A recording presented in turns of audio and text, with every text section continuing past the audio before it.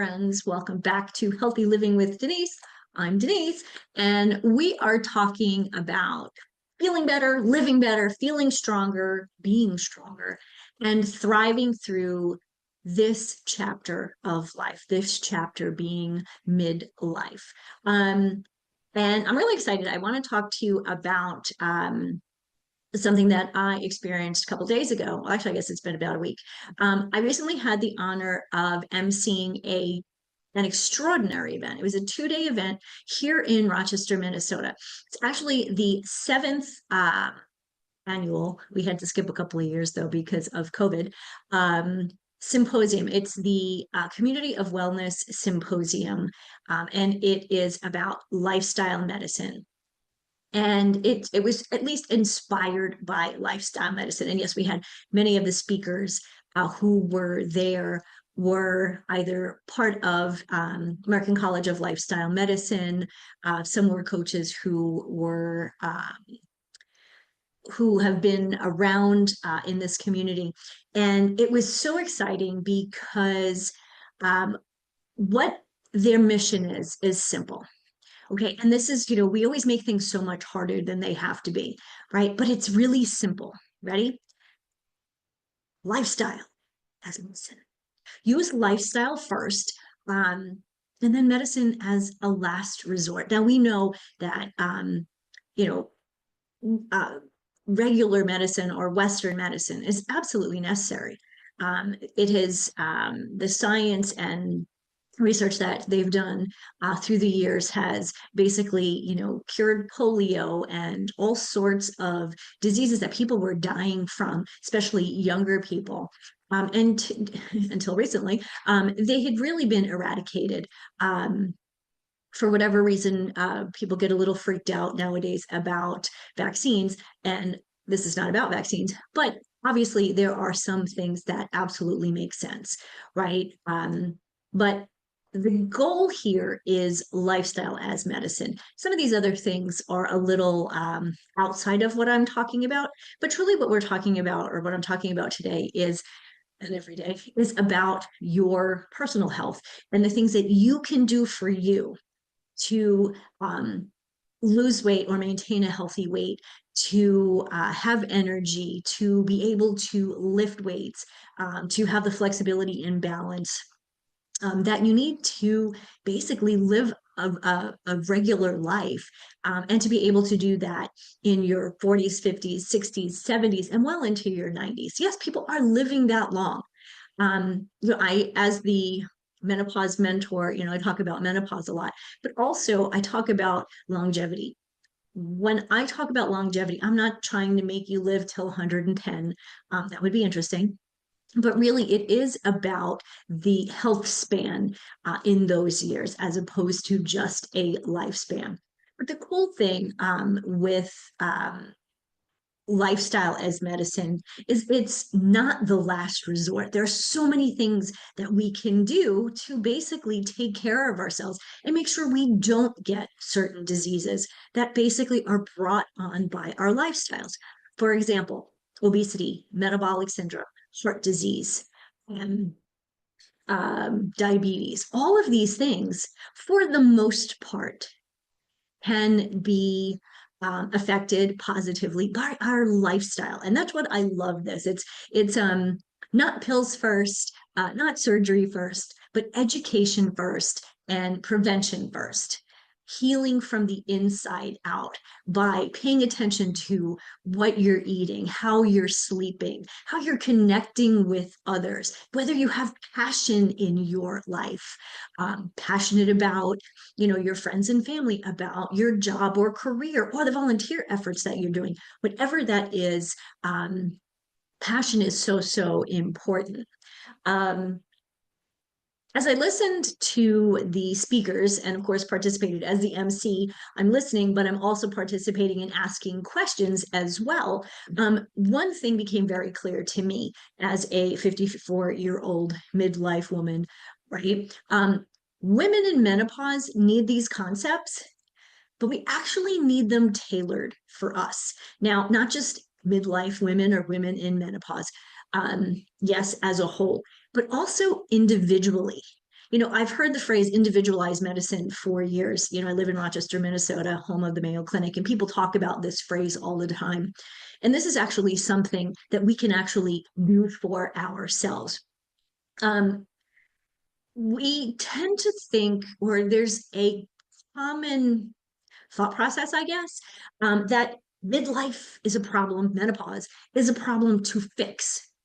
It's not a problem. It is actually a powerful life transition that every women go through. Women from the beginning of time have gone through this. Well, maybe not the women who kind of lived and died and gotten, eaten by, saber-toothed tigers very early. Actually, I don't think people were alive when there were saber-toothed tigers, now that I actually think about that.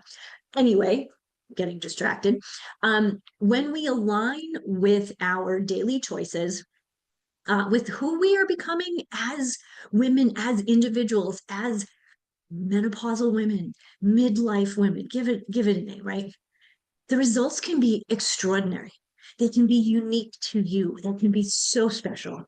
So today I'm going to share a little bit about lifestyle medicine, the basics of lifestyle medicine, and show you how in menopause, it's not just about doing more, because do we really need to do more?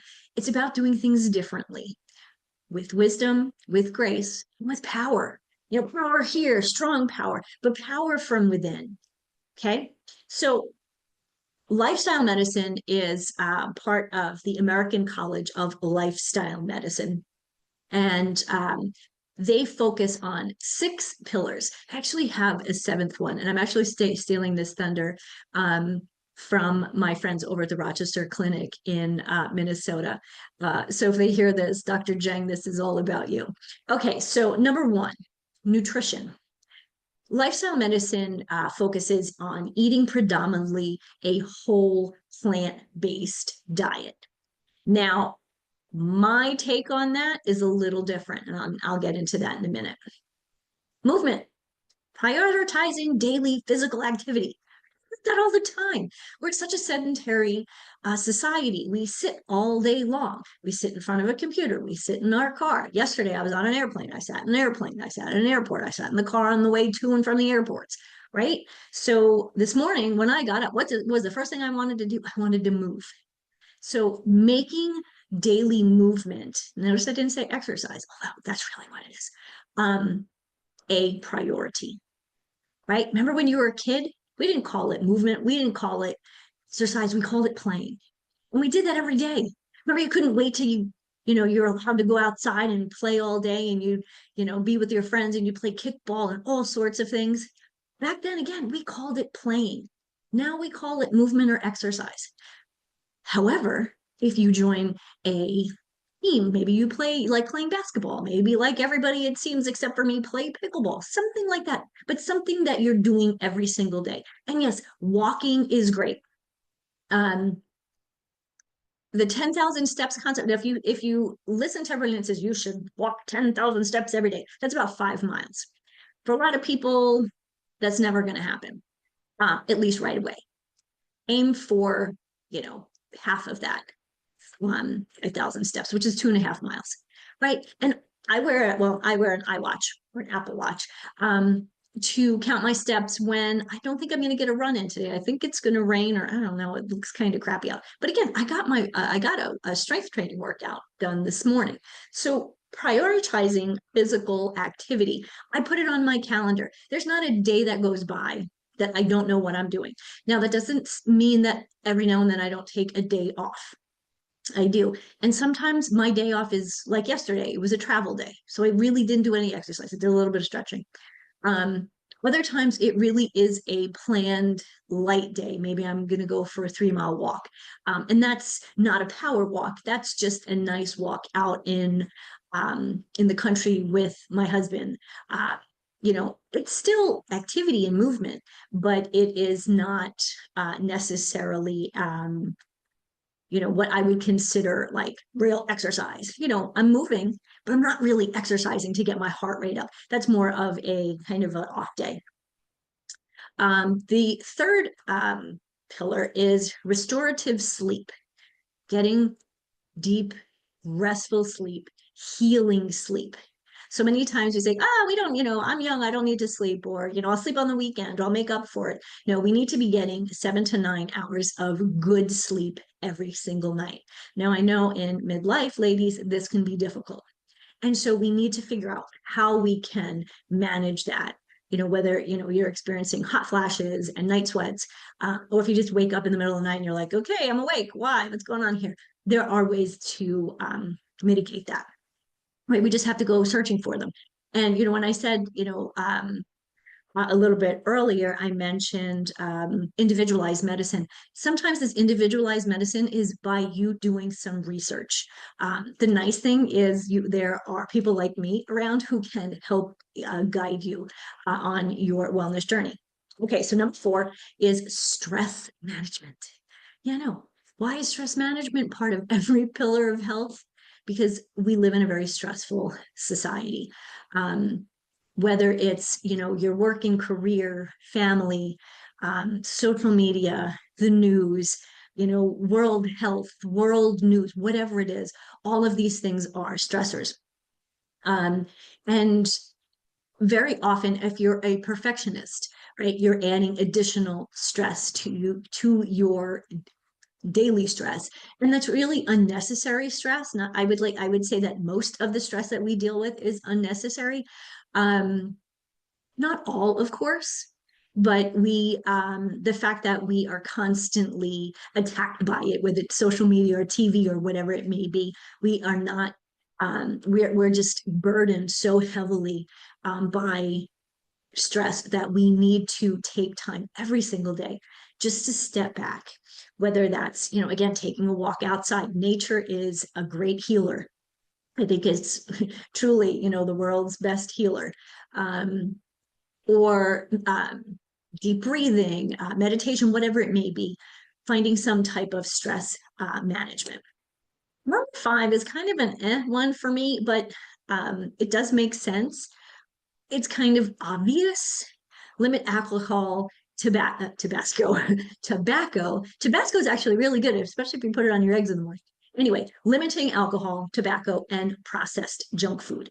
And by that, I mean chips and cakes and cookies, all of the stuff that comes packaged, also processed meats, all of those things. Again, limiting them. This doesn't say completely cut them out, though you probably should completely cut out tobacco. And even though processed junk food you should really cut out, sometimes it's just really hard, right? If you're traveling, whatever it may be, you're driving down the road and you just don't have anything with you, and you're like, I gotta stop at the gas station.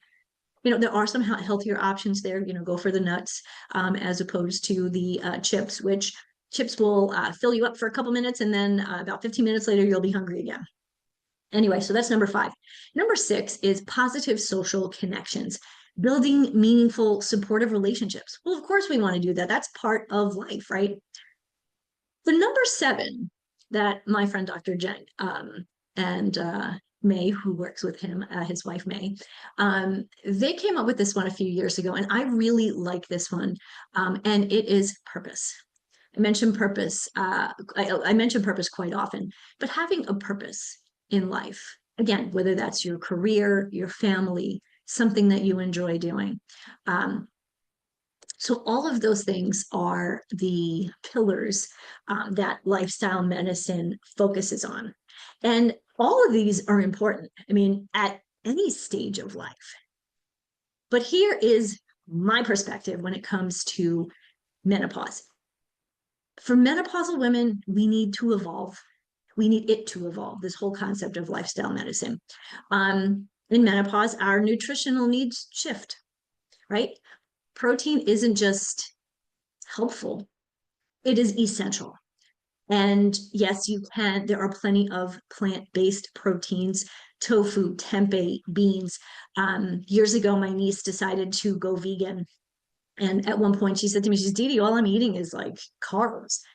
Even though the tofu and the tempeh were protein, she was eating a lot of beans and a lot of greens and a lot of lentils, which, yes, they have some protein, but they are more carb.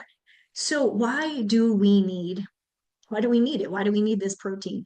And by that, I'm thinking, lean proteins, fatty fish, Um, I even do organic eggs, not a lot, but I do incorporate them into my diet. I did try to be 100% plant-based a bunch of years ago. I wasn't as strong. I wasn't as fast. I didn't feel as good. I didn't recover from workouts as quickly. So why do we need this protein other than those things that I just said, right? Preserving lean muscle. As we get older and our estrogen starts to drop, our ability to maintain muscle decreases along with that.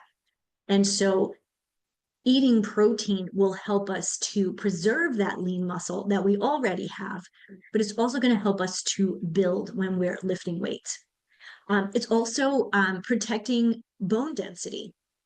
Again, as we get older, um, there are certain groups of women who are more prone to osteopenia or osteoporosis, right? That's kind of the brittle bones. And, we know more women who have fallen and broken a hip than men, right? So bone density, balancing blood sugar. This is a big one. As we get older, and with that, we tend to start struggling with our weight. We start struggling with insulin resistance or insulin instability, right? Blood sugars up and down. Protein is going to help balance that blood sugar. So you're not going to have these high spikes and high drops. But for me, what's also really important is staying full.